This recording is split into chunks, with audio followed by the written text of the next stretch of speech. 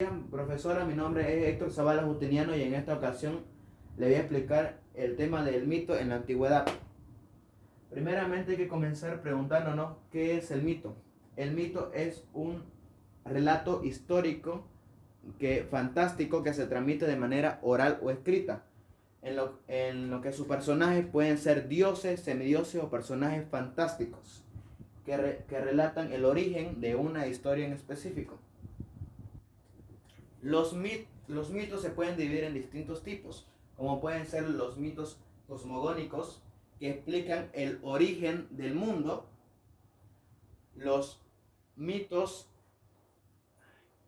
los mitos teogónicos, que explican el nacimiento u origen de los dioses y semidioses, los mitos antropológicos, que explican el nacimiento o el origen de los seres humanos en la tierra, y los mitos etiológicos, que explican el nacimiento o el origen de las cosas, como puede ser un ejemplo el mito de Teseo, que cuenta el mito que él robó el fuego y les enseñó a los humanos el cómo usarlo.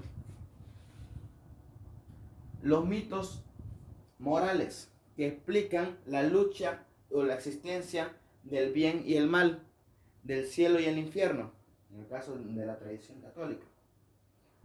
Los mitos fundacionales, que cuentan o narran la historia de la fundación de una ciudad con la voluntad de los dioses. Un ejemplo de esto es el mito de los hermanos que fueron criados por la loba, que son los creadores y fundadores de la ciudad de Roma.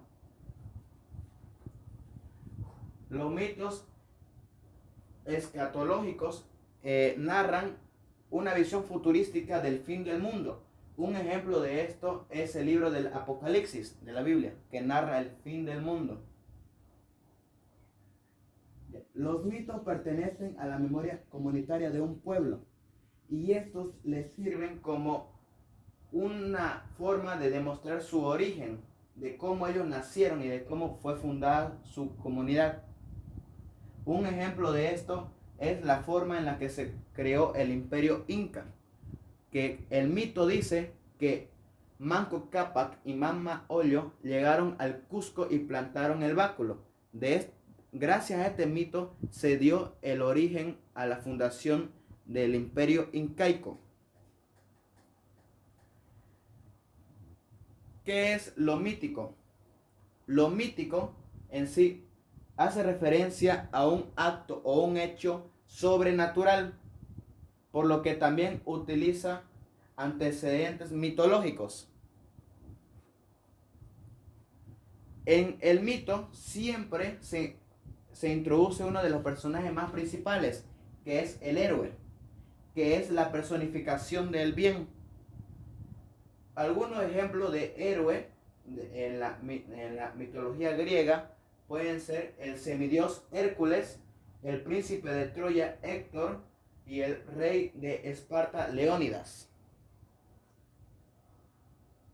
¿El mito siempre de dioses? Sí, pues recordemos que el mito narra una historia y la historia revela un misterio. Y los seres humanos no pueden conocer el misterio si no es